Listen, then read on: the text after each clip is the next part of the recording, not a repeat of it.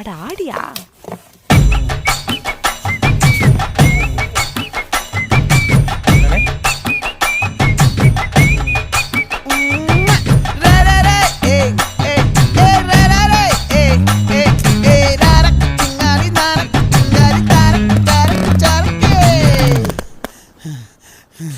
விளைஞ்சிருக்கும் என் வெத்தலை கொடி, அட வளைஞ்சிருக்கும் ஒரு சன்னல் வெடி.